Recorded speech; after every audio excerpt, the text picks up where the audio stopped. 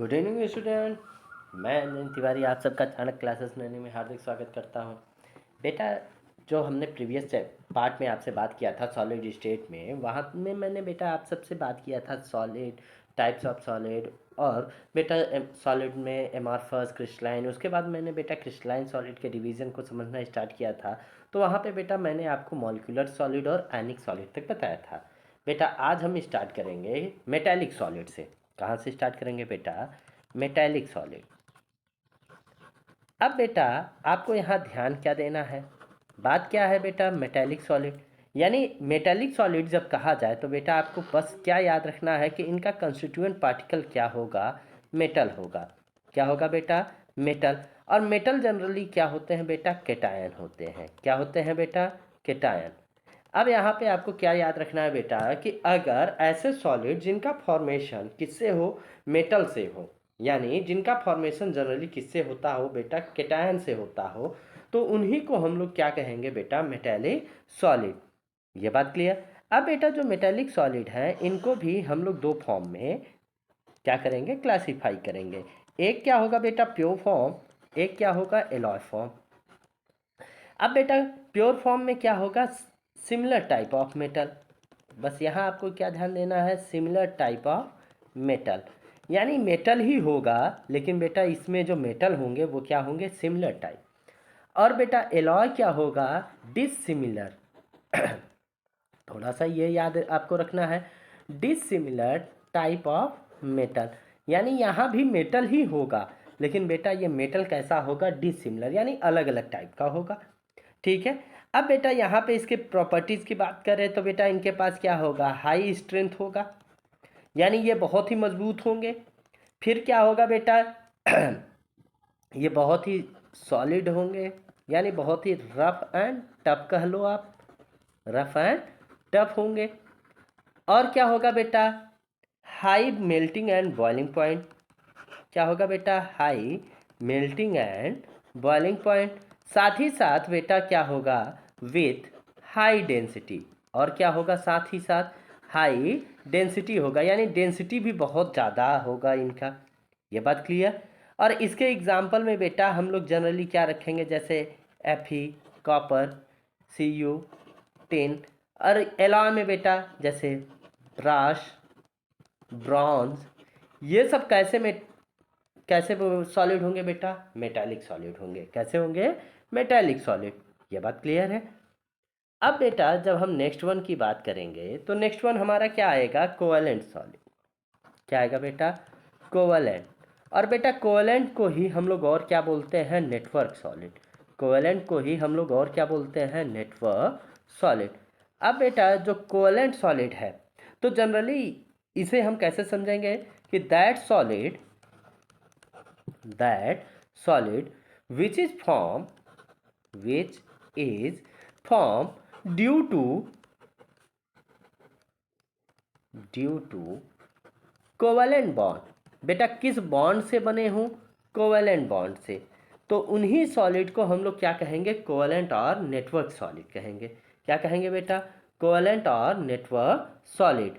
ये बात क्लियर? अब बेटा इसमें आपको फिर क्या समझना है कि भाई ये जो कोवैलेंट सॉलिड हैं इनमें कुछ भी प्रॉपर्टीज़ होती है और इन्हें हम नेटवर्क सॉलिड क्यों कह रहे हैं? तो बेटा यहाँ पे आपको ध्यान देना है। क्या ध्यान देना है? Due to covalent bond.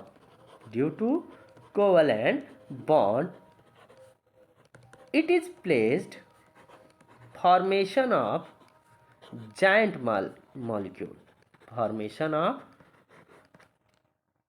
giant molecule, यानी बेटा ये क्या बनाते हैं? बहुत ही बड़ा मॉलिक्यूल बनाने लगते हैं, जिसके कारण ही हम इन्हें क्या कह देते हैं? Network solid.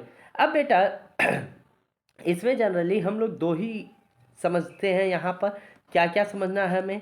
एक हमें समझना होता है बेटा ग्रेफाइट। क्या समझना है बेटा? ग्रेफाइट। दूसरा यहाँ पे आपको क्या समझना है? क्वार्ट्ज। और क्या समझना है? डायमंड। अब यहाँ पे बेटा आपको ध्यान क्या देना है कि ग्रेफाइट भी क्रिस्टलाइन है, डायमंड भी क्रिस्टलाइन है, लेकिन बेटा यहाँ पर जो ग्रेफाइट है इसकी प्रॉपर्टीज़ के अकॉर्डिंग इसे किस में हम रखते हैं? एमॉर्फस में। किस में रखते हैं? एमार्फस, और डायमंड को हम लोग किस में रखते हैं, क्रिस्टलाइन में। यानी बेटा जनरली जो जनरल प्रॉपर्टीज़ हैं उसके कारण हम लोग डायमंड को यहाँ रखते हैं बेटा, यहाँ पे हम ग्रेफाइट को नहीं रखते। ये बात क्लियर। ऐसे ही बेटा किस में है, क्वार्ट्ज में, इसीलिए क्वार्ट्ज को भी यहाँ पर हम लोग क्या करते हैं। अब यहाँ पे बेटा किस में, क्रिस्टलाइन में, लेकिन बेटा यहाँ पर मैक्सिमम रेटिंग पॉइंट क्या रहेगा, किसका रहेगा, ग्रेफाइट एंड क्वार्ट्ज। ये थोड़ा सा आपको क्लियर रखना होगा, ठीक है। अब बेटा नेक्स्ट हम बात क्या करेंगे, अब बेटा हमारा क्या होगा, एमार्फस सॉलिड हो गया और क्रिस्टलाइन सॉलिड हो गया, क्रिस्टलाइन सॉलिड के टाइप हो गए। अब यहाँ पर बेटा हमें नेक्स्ट जो बात करना होता है वो किससे बात करना होता है भाई, कि जो अलग अलग रीजन है, अलग अलग कंडीशन है, उनसे आपको समझना है। तो ठीक है, अब हम लोग यहाँ पे स्टार्ट करेंगे। जो हमारा नेक्स्ट टॉपिक होगा वो क्या होगा बेटा, नेक्स्ट हमारा टॉपिक होगा कि यूनिट सेल। किससे होगा बेटा, यूनिट सेल से होगा। और बेटा ये जो स्ट्रक्चर होते हैं इनसे होगा। तो ठीक है, तो स्टार्ट किया जाए। अब बेटा अब हम लोग बात क्या करेंगे, क्रिस्टल लैटिस के बारे में। किसके बात करेंगे बेटा, क्रिस्टल लैटिस। अब बेटा क्रिस्टल लैटिस क्या होता है, तो आपको याद क्या रखना है, द अरेंजमेंट ऑफ, क्या याद रखना है बेटा, the arrangement of points, the arrangement of points in space. यानी स्पेस में अगर हम इमेजिनरी का कॉन्सेप्ट बेटा यहाँ पे क्या है, इमेजिनरी है, तो यहाँ क्या कह रहे हैं, the arrangement of point in space is called crystal lattice, is called crystal lattice. कहा यह जा रहा है बेटा कि जो अरेंजमेंट है पार्टिकल्स का, पॉइंट्स का, वो क्या है, स्पेस में है। और कैसे है बेटा, वो स्पेस में इमेजिनरी है, वो रेगुलर अरेंजमेंट नहीं है। वो कैसा है बेटा, इमेजिनरी कॉन्सेप्ट। अगर बेटा इमेजिनरी कॉन्सेप्ट है तो उसी कॉन्सेप्ट को हम लोग क्या कहेंगे, क्रिस्टल लैटिस कहेंगे। अब जैसे बेटा हमने 1 पॉइंट, 2 पॉइंट, 3 पॉइंट, 4 पॉइंट, ऐसे हमने ढेर सारे पॉइंट हम यहाँ पे क्या कर रहे हैं बेटा, बना ले रहे हैं, ठीक है। अब बेटा ये क्या हम कर रहे हैं, इमेजिन ही तो कर रहे हैं। कोई हम यहाँ पे तो रेगुलर के कंडीशन तो लिया नहीं है हमने कि पहले से गिवन कंडीशन है। अगर हम जब इमेजिन कर रहे हैं तो ये इमेजिनरी कॉन्सेप्ट। अब बेटा यहाँ पे अब आपको क्या समझना है कि ये जो इमेजिनरी कॉन्सेप्ट है इसमें जो अरेंजमेंट है, ये जो अरेंजमेंट हो रहा है बेटा, इसी अरेंजमेंट को हम लोग क्या कहेंगे, ये अरेंजमेंट को हम लोग क्या कहेंगे, क्रिस्टल लैटिस। क्या बोलेंगे बेटा, क्रिस्टल लैटिस। ये बात क्लियर। अब बेटा ये जो अरेंजमेंट है ये तो क्रिस्टल लैटिस हो गया। अब अगर हम इस पॉइंट्स को आपस में मैच करके क्या बना दें, एक रेगुलर अरेंजमेंट बना दें, या हम लोग क्या करें 3D डायग्राम बना दें। अब थोड़ा सा बेटा यहाँ पे कुछ वर्क नहीं कर पा रहा है हमारा पेन टैब। अब हमने ऐसे ये क्यूब बना दिया। अब बेटा ये जो क्यूब बन गया, इसी क्यूब को हम लोग क्या कहेंगे, यूनिट सेल। बात समझ में आ गई। यानी यहाँ पे आपको क्या ध्यान देना है कि जो स्पेस में पार्टिकल का अरेंजमेंट होता है उस अरेंजमेंट को हम लोग क्या कहते हैं, क्रिस्टल लैटिस। अगर उस पार्टिकल को मिलाकर हम कोई 3D इमेज फॉर्म कर दें, 3D स्ट्रक्चर फॉर्म कर दें, 3D डायग्राम फॉर्म कर दें, तो वो क्या कहलाएगा, यूनिट सेल कहलाएगा, ठीक है। अब यूनिट सेल में आपको पहले तो कुछ पॉइंट समझने हैं। क्या समझना है, पहले आप यहाँ समझिए। यहाँ पे आपको क्या बनाना है, अब हमने क्या किया, यहाँ पे हम एक क्यूब बना ले रहे हैं। क्या कर रहे हैं, एक क्यूब बना ले रहे हैं। अब इस क्यूब को हम यहाँ से क्या कर दे रहे हैं, अरेंज कर दे रहे हैं। अब बेटा ये क्यूब थोड़ा सा इम्प्रॉपर है, लेकिन आपको समझ में आना है कि यहाँ पे क्या है, क्यूब है। चलो अब थोड़ा सा यहाँ पे हम क्यूब के बारे में बात करते हैं। अब बेटा क्यूब में ये पॉइंट क्या होगा, यहाँ पर, यहाँ पर, यहाँ पर, यहाँ पर, यानी यहाँ पे जो हम पॉइंट मैचअप करा रहे हैं, ये पॉइंट आपके क्या होंगे, ये थोड़ा सा आपको समझना है। इस पॉइंट को हम लोग क्या कहेंगे बेटा, कॉर्नर। क्या बोलेंगे, कॉर्नर। अब बेटा अगर हम कॉर्नर के नंबर की बात करें, यानी अगर हम यहाँ पे बोले नंबर ऑफ कॉर्नर, तो यहाँ पे बेटा नंबर ऑफ कॉर्नर कितने हो जाएंगे भाई, आप काउंट करो यहाँ पे, 1 2 3 4 5 6 7 8। तो नंबर ऑफ कॉर्नर कितने रहेंगे, 8। ठीक है। अब बेटा किसी भी क्लोज स्ट्रक्चर का एक सेंटर होता है। इस पॉइंट को हम लोग यहाँ पे क्या दिखा दे रहे हैं कि ये क्या है बेटा, सेंटर। अब बेटा सेंटर कितना होगा, सेंटर तो 1 ही होगा, क्योंकि भाई कोई भी स्ट्रक्चर होता है उसका सेंटर तो 1 ही होता है। अब बेटा नेक्स्ट क्या होगा इसमें बेटा, नेक्स्ट होगा आपका फेस। यानी अगर आप 4 कॉर्नर को आपस में मिलाओ तो जो स्ट्रक्चर ड्रॉ होता है, इसी स्ट्रक्चर को हम लोग क्या कहते हैं बेटा, फेस। अब जैसे आप किसी बंद कमरे में हो बेटा, उस कमरे में आप सारे वॉल काउंट कर लो तो आपको क्या दिखाई पड़ेगा, एक रूफ होगा, दूसरा क्या होगा, फ्लोर होगा, फिर आपका राइट वॉल होगा, लेफ्ट वॉल होगा, फ्रंट वॉल होगा एंड बैक वॉल होगा। तो टोटल कितने आ जाएंगे बेटा, 6 वॉल। कितने आ जाएंगे, 6 वॉल। तो यानी जो नंबर ऑफ फेस होगा वो कितना हो जाएगा बेटा, 6 हो जाएगा। अब बेटा जब हम दो कॉर्नर को आपस में मिलाते हैं, मिला रहे हैं ना, ये जो डार्क बोल्ड हमने कर दिया, जब हम दो कॉर्नर को आपस में मिलाते हैं तो इसे हम लोग क्या बोलते हैं बेटा, एज। क्या बोलते हैं, एज। अब बेटा आप काउंट कर लो, 1 2 3 4 5 6 7 8 9 10 11 एंड 12। तो नंबर ऑफ एज कितना आ गया बेटा आपका, 12 आ गया। ये बात क्लियर। अब बेटा यहाँ से दूसरी चीज़ आपको क्या समझना है, शेयरिंग।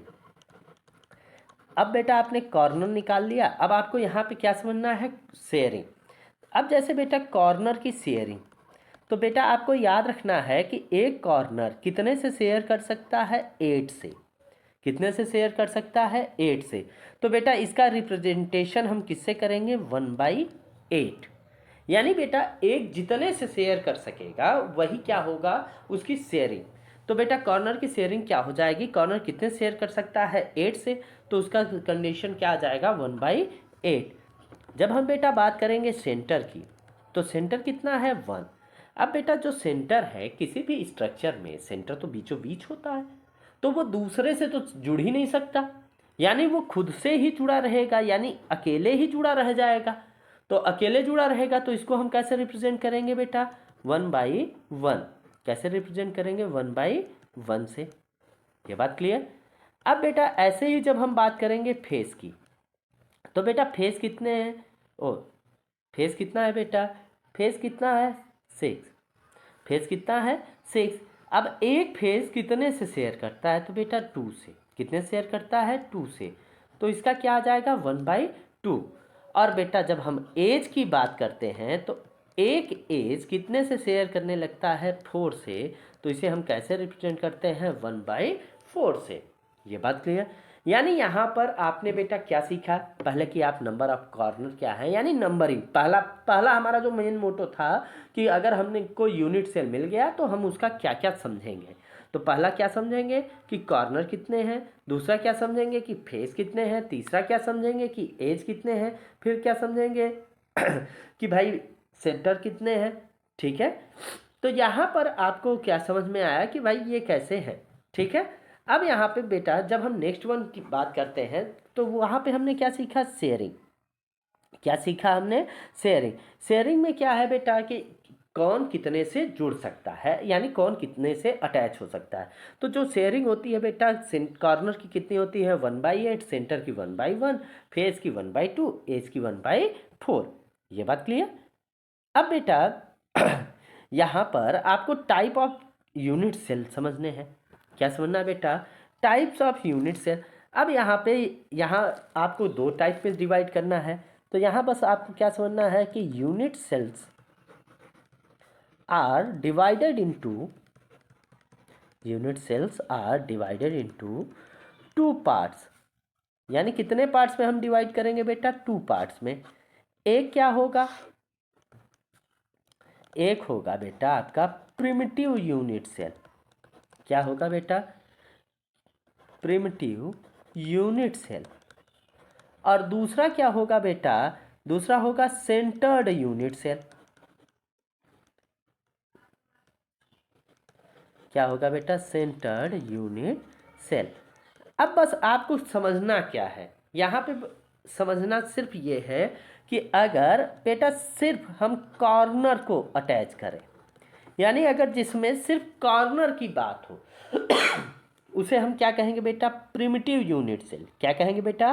Primitive unit cell. ये बात क्लियर? अगर हम बेटा सिर्फ कॉर्नर की बात कर रहे हैं, और कॉर्नर की अगर केवल बात कर रहे हैं तो वो किस में बात करेंगे? प्रिमिटिव यूनिट सेल में। और बेटा सेंटर्ड यूनिट सेल में हम लोग क्या करेंगे? सेंटर along with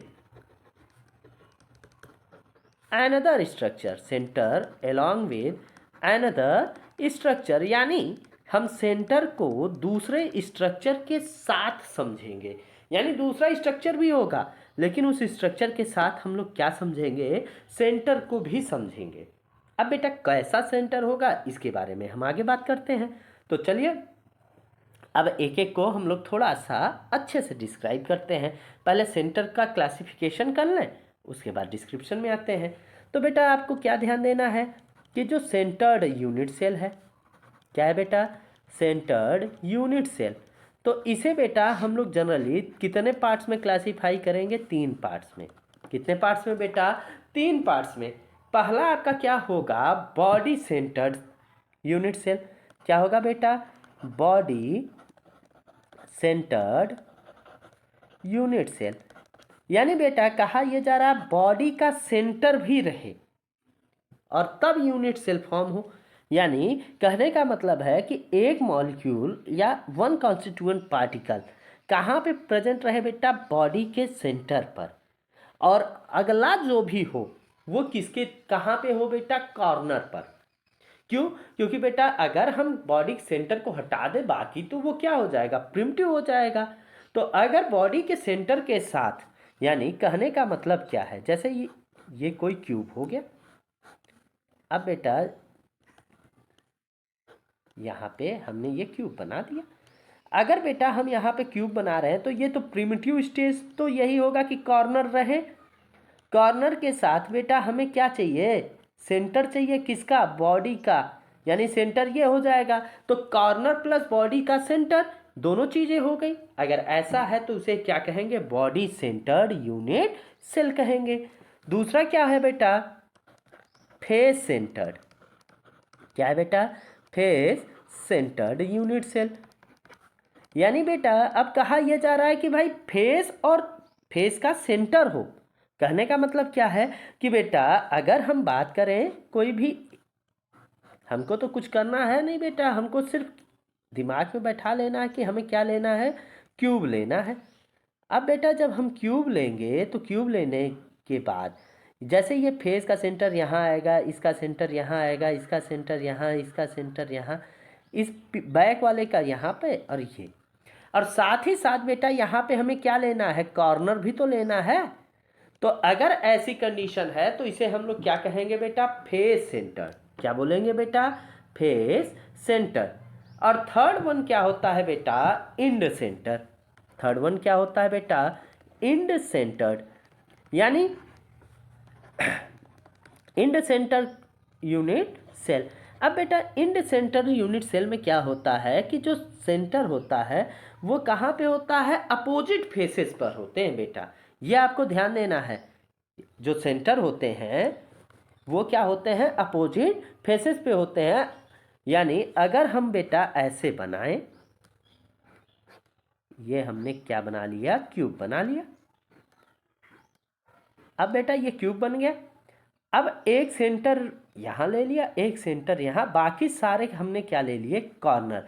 अगर बेटा एक दूसरे के अपोजिट फेस में हो, तो अगर अपोजिट फेस में होते हैं तो इन्हीं स्ट्रक्चर को हम लोग क्या बोलते हैं? End centre. क्या बोलते हैं बेटा? End centre. ये बात क्लियर है? अब बेटा प्रिमिटिव यूनिट सेल को उनके स्ट्रक्चर, बॉन्ड एंगल, और यहाँ पे आपको बस ध्यान यही रखना है कि जो सेंटर्ड है और प्रिमिटिव है इसको आप कैसे कैसे क्लासिफाई कर सकते हो। तो अब यहाँ पर आपको क्या समझना है कि जो प्रिमिटिव सेल है इसे हम लोग कितने पार्ट्स में क्लासिफाई करेंगे। तो अब यहाँ पे बेटा हम लोग क्या करेंगे, division of primitive unit cell, यानी प्रिमिटिव यूनिट सेल का हम लोग क्या करेंगे, डिवीज़न कराएंगे, क्लासिफिकेशन कराएंगे। और उसमें बेटा जो हमारा सबसे पहला स्ट्रक्चर होगा वो क्या होगा, क्यूबिक होगा। क्या होगा बेटा, क्यूबिक। क्यूबिक में हम लोग बस क्या समझेंगे कि जो क्यूबिक स्ट्रक्चर होता है, क्यूब, अब बेटा आपने पढ़ा होगा कि जो क्यूब होता है, क्यूब में जितने भी साइड होते हैं सारे साइड क्या होते हैं, इक्वल होते हैं।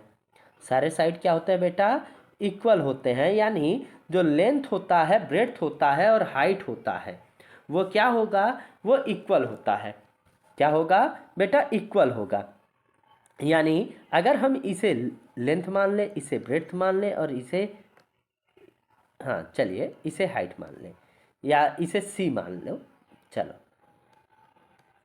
तब यहाँ पे बेटा हम क्या करेंगे, a equal to B equal to C. एक कॉन्सेप्ट आपको मिल गया कि जो लेंथ होगा, साइड होगा, वो साइड क्या होगा, आपस में इक्वल होगा। अब बेटा जब हम साइड की बात करेंगे, अब यहाँ पर बेटा ये कितना होगा, 90 डिग्री। हम किसकी बात कर रहे हैं भाई, बी और सी में।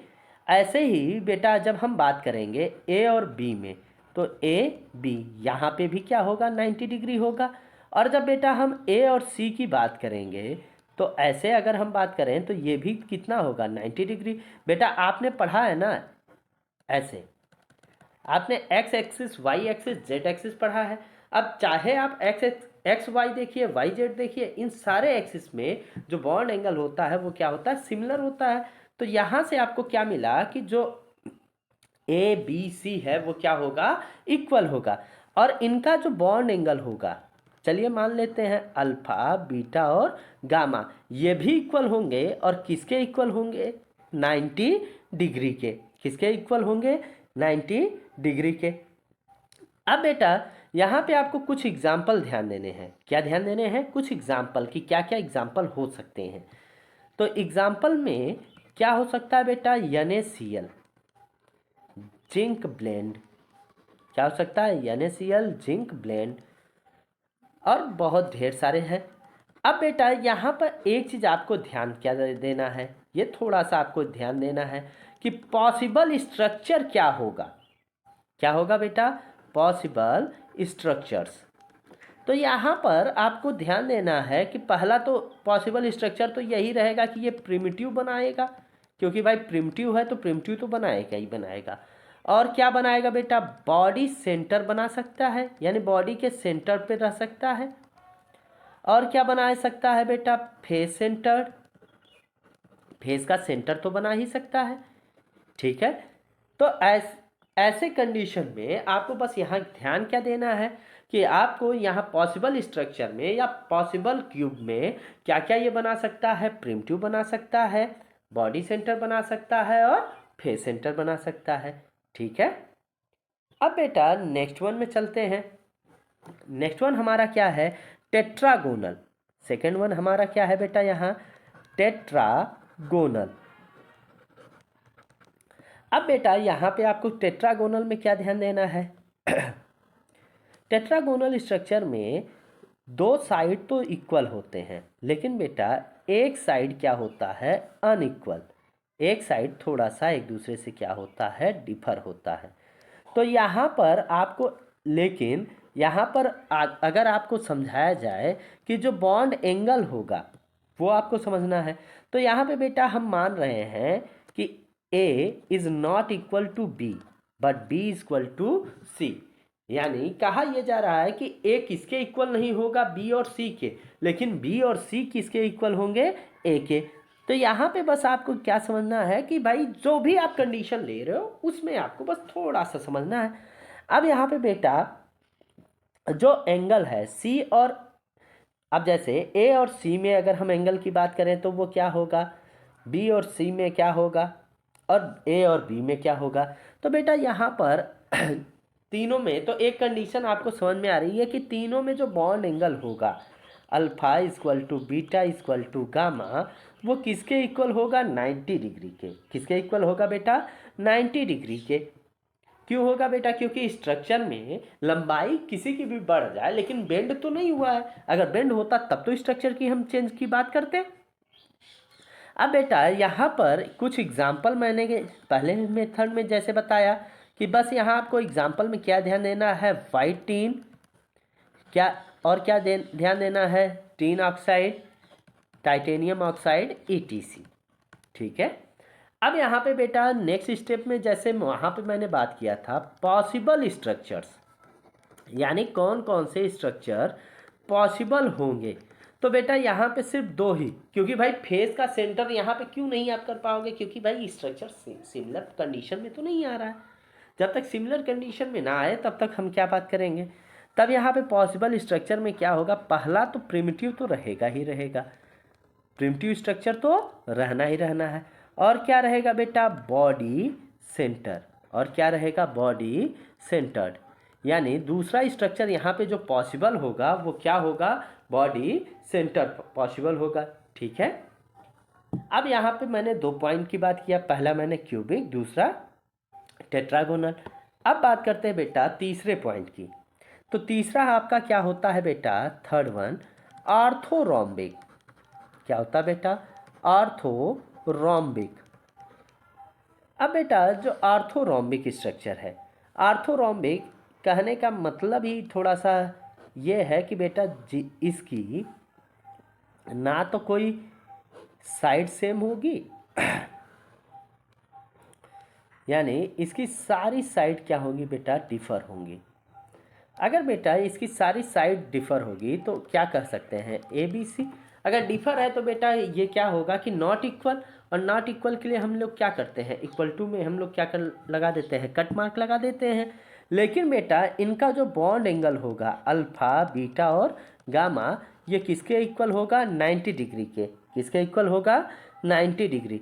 अब बेटा यहाँ पे आपको ध्यान देना है, जैसे ABC, ये आपको ध्यान देना है कि जो ABC है बेटा वो क्या होगा कि ABC is not equal, and इनके बीच जो बेटा बॉन्ड एंगल होगा वो क्या होगा? 90 होगा। ये बात क्लियर है। अब बेटा आप एक चीज़ याद रख लीजिएगा, मैं आपको अभी बता दे रहा हूँ। क्या याद रखिएगा कि बेटा कि अगर A और B के बीच में बॉन्ड एंगल पूछा जाए तो वो क्या होगा? A और B के बीच में क्या होगा बेटा? बीटा। A और B के बीच में क्या होगा? बीटा। लेकिन बेटा B और C के बीच में, B और C के बीच में क्या होगा? अल्फा। B और C के बीच में अल्फा, और A और C के बीच में बेटा क्या होगा? गामा। तो यहाँ से आप अल्फा बीटा गामा आप निकाल सकते हैं। ठीक है। अब यहाँ पे बेटा इसके कुछ एग्जाम्पल आपको, जैसे आपको हम एग्जाम्पल बताते चल रहे हैं, बस यहाँ पे आपको क्या याद रखना है? Rhombic sulphur. अगर बेटा रोम्बिक वर्ड है वहाँ से आपको समझ में आ जाना चाहिए कि ये कौन सा स्ट्रक्चर होगा? ऑर्थोरोम्बिक। ठीक है। रोम्बिक सल्फर क्या होगा? Potassium nitrate. और क्या होगा? Barium sulphate. ये सब कैसे सॉलिड होते हैं बेटा? कैसे स्ट्रक्चर फॉर्म करते हैं? ऑर्थोरोम्बिक स्ट्रक्चर फॉर्म करते हैं। ठीक है। अब बेटा मैंने जैसे और सब में पैटर्न में बता कि पॉसिबल स्ट्रक्चर, PS में लिख दे रहा हूँ पॉसिबल स्ट्रक्चर। तो बेटा पॉसिबल स्ट्रक्चर में पहला स्ट्रक्चर तो आपको फिक्स पता है ना कि प्रिमिटिव होना ही होना है। दूसरा आपका क्या होगा? बॉडी सेंटर्ड, बॉडी के सेंटर से होगा। तीसरा क्या होगा बेटा? फेस सेंटर, यानी फेस के सेंटर से होगा, फेस सेंटर।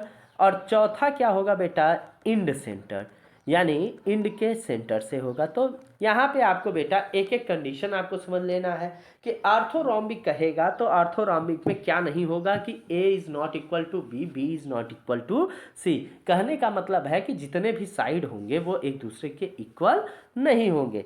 फिर दूसरी बात ये कहा जा रहा है बेटा कि जो अल्फा होगा, बीटा होगा, गामा होगा, एक दूसरे के बराबर होगा। कितना होगा? सारा बॉन्ड एंगल कितना होगा बेटा? 90 डिग्री। ये बात क्लियर। इसका एग्जाम्पल बेटा क्या होगा? Rhombic sulphur, potassium nitrate, barium sulphate. अब इसमें बेटा पॉसिबल स्ट्रक्चर क्या होंगे? Primitive, body centred, face centred और इंड सेंटर्ड। ये बात क्लियर। अब बेटा फोर्थ वन क्या आता है आपका? फोर्थ वन आपका क्या आता है, हेक्सागोनल। क्या आता है, हेक्सागोनल। अब बेटा हेक्सागोनल स्ट्रक्चर में आपको क्या बनाना है, पहले आपको हेक्सागन बना लेना है। अब थोड़ा सा हेक्सागन में हम क्या कर रहे हैं, आगे के स्ट्रक्चर को हम आइडेंटिफाई कर दे रहे हैं भाई, पीछे के स्ट्रक्चर को हम आइडेंटिफाई नहीं कर पाएंगे, क्योंकि बेटा यहाँ पे आपको थोड़ा सा स्ट्रक्चर मॉडिफिकेशन नहीं आना चाहिए, इसलिए मैं कर दे रहा हूँ, लेकिन बेटा थोड़ा सा आप इसे समझते चलिए। अब बेटा यहाँ पे अब पीछे के स्ट्रक्चर को मैं यहाँ पे नहीं ड्रा कर सकता, क्योंकि ये 2D इमेज में बना पा रहा हूँ बेटा, 3D इमेज तो मैं बना नहीं सकता। तो यहाँ पे बस आपको क्या ध्यान देना है कि क्या आपको समझना है कि यहाँ पर जैसे ये A है और दूसरा जो बेटा यहाँ पर साइड है पीछे, वो क्या होगा, बी होगा। तो यहाँ से आपको क्या ध्यान देना है कि A इक्वल टू बी, लेकिन B is not equal to C. जैसे ये बेटा क्या है, C है, तो A इक्वल टू बी होगा, लेकिन B C के इक्वल नहीं होगा। अगर बेटा A इक्वल टू बी है तो बस यहाँ आपको क्या ध्यान देना है कि alpha and beta equal to 90 degree. Alpha और बीटा कितने बॉन्ड एंगल के इक्वल होंगे, 90, और गामा कितने के होगा बेटा, 120 डिग्री। कितने के इक्वल होगा, 120 डिग्री। ठीक है। अब बेटा इसके एग्जाम्पल में आपको बस याद रखना है, जो ये मेन इम्पॉर्टेंट है वो क्या है, ग्रेफाइट। इसमें आपको बेटा क्या याद रखना है, ग्रेफाइट, और क्या याद रखना है बेटा, जिंक ऑक्साइड और कैडमियम सल्फाइड। बेटा ये क्या होते हैं, हेक्सागोनल इन स्ट्रक्चर। क्या होते हैं बेटा, हेक्सागोनल इन स्ट्रक्चर।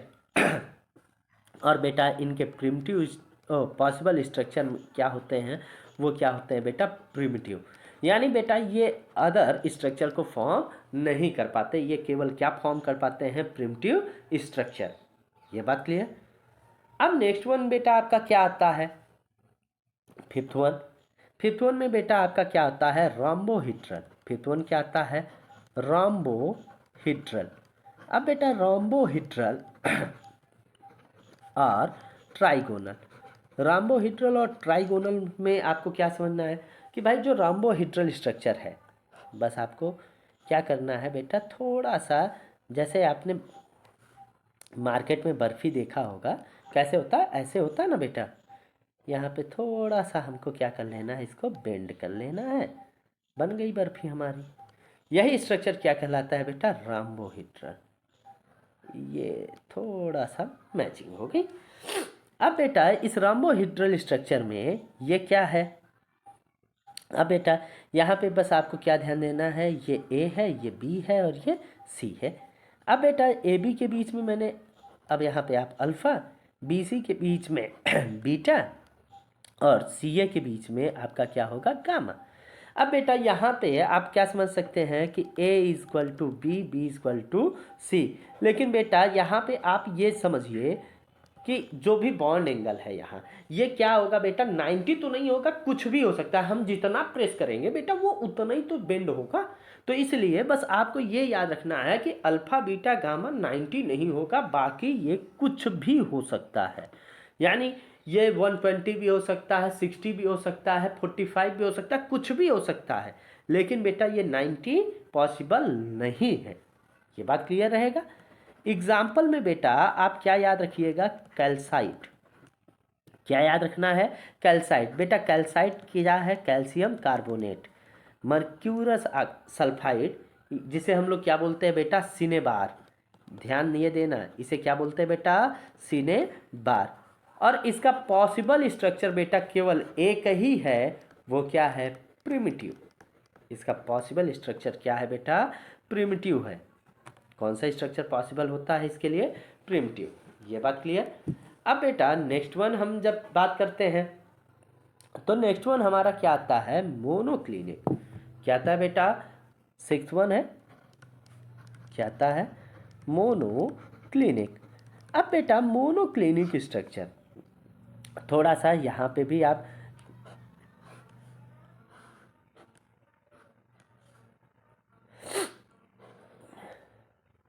थोड़ा सा इसे लेंदी हमको करना पड़ रहा है बेटा। चलो ये अब ये स्ट्रक्चर क्या होता है बेटा, मोनोक्लिनिक। अब इसमें क्या होता है बेटा कि इसमें ये मान लेते हैं बेटा ए, ये सी और ये बी। तब बस हमें क्या ध्यान देना है, ए बी सी। अब बेटा ए बी सी क्या होगा कि इक्वल तो नहीं दिख रहा है भाई, ए छोटा दिख रहा है, बी उससे थोड़ा बड़ा, सी उससे भी बड़ा, तो ए बी सी एक एक दूसरे के इक्वल नहीं होगा। लेकिन बेटा यहाँ पे हमें बस ध्यान क्या देना है कि alpha is equal to gamma और गामा इक्वल टू 90, और बीटा क्या होगा, 90 के इक्वल नहीं होगा। कहने का मतलब क्या है बेटा, ये क्या होगा, गामा होगा, ये क्या होगा बेटा, अल्फा होगा, लेकिन बेटा ये क्या होगा, बीटा होगा, ये क्या होगा, बीटा। अब बीटा क्या होगा बेटा, 90 के इक्वल नहीं होगा, ये जितना भी हम बेंड कर देंगे वो चेंज होता जाएगा। यहाँ पे बस हमें क्या समझना है कि ए बी जो है वो क्या करेगा, जो 90 डिग्री का एंगल पॉसिबल है वो बनाएगा। ठीक है। अब इसके एग्जाम्पल की जब हम बात करते हैं तो बेटा एग्जाम्पल में क्या होगा, मोनोक्लिनिक सल्फर। क्या होगा बेटा, मोनोक्लिनिक सल्फर। साथ ही साथ क्या होगा बेटा, सोडियम सल्फेट। और क्या होगा, ढेर सारे हैं बेटा, अब यहाँ पे इतना ही रखो। अब पॉसिबल स्ट्रक्चर में बेटा आपका दो ही बना पाएगा यहाँ पर, एक क्या बनाएगा, प्रिमिटिव, और दूसरा क्या बनाएगा, इंड सेंटर्ड। दूसरा क्या बनाएगा बेटा, इंड सेंटर्ड। ये बात क्लियर। अब बेटा जो लास्ट वन या सेवंथ कह लो आप, जो स्ट्रक्चर है वो क्या है बेटा, ट्राई क्लिनिक। मोनोक्लिनिक है, ट्राई क्लिनिक। अब बेटा जो ट्राई क्लिनिक स्ट्रक्चर है वो मोनोक्लिनिक जैसा ही है, लेकिन बेटा वो रोम्बोहेड्रल को लेते हुए मोनोक्लिनिक स्ट्रक्चर है। तो थोड़ा सा यहाँ पर हम क्या कर रहे हैं, इसे बेंड करके स्ट्रक्चर को ड्रा कर दे रहे हैं। ये हो गया, ये। अब बेटा यहाँ पे ये ए बी सी, ये एंगल क्या हो जाएगा बेटा, ये एंगल क्या हो जाएगा, बीटा। ये एंगल क्या हो जाएगा बेटा, अल्फा। और ये एंगल क्या हो जाएगा बेटा, गामा। बस हमें क्या समझना है कि ए बी सी। तो बेटा यहाँ पर ए बी सी तीनों एक दूसरे के इक्वल तो नहीं दिखाई पड़ रहे हैं। साथ ही साथ अल्फा बीटा गामा ये किसके इक्वल नहीं है, 90 के। ये किसके इक्वल नहीं होंगे, 90 के। ये बात क्लियर। और इसके एग्जाम्पल में बेटा आप क्या समझ सकते हैं, पोटेशियम क्रोमेट, कॉपर सल्फेट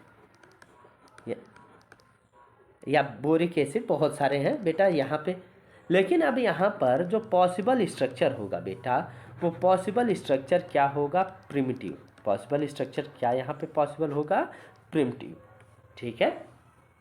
तो बेटा यहाँ पे आज हमने क्या क्या बात किया, आज हमने बात किया बेटा आयनिक सॉलिड के आगे हमने बात किया मेटालिक सॉलिड, कोवेलेंट सॉलिड, फिर हमने बेटा यूनिट सेल की बात की, क्रिस्टल लैटिस की बात की, फिर क्रिस्टल लैटिस के अकॉर्डिंग हमने प्रिमिटिव सेल और सेंटर्ड सेल में कंडीशन समझा। सेंटर्ड सेल या क्यूबिक स्ट्रक्चर में बेटा कितने कॉर्नर होते हैं, कितने सेंटर होते हैं, इन सब के बारे में समझा। ठीक है। तो बेटा आज के वीडियो के लिए बस इतना ही। अब बेटा आप सबसे नेक्स्ट वीडियो में बात करेंगे, तब तक के लिए बेटा धन्यवाद। बेटा आप सबसे एक निवेदन है, आप हमारे यूट्यूब चैनल को ज़्यादा से ज़्यादा लाइक कीजिए, सब्सक्राइब कीजिए, शेयर कीजिए। धन्यवाद। जय हिंद, जय भारत।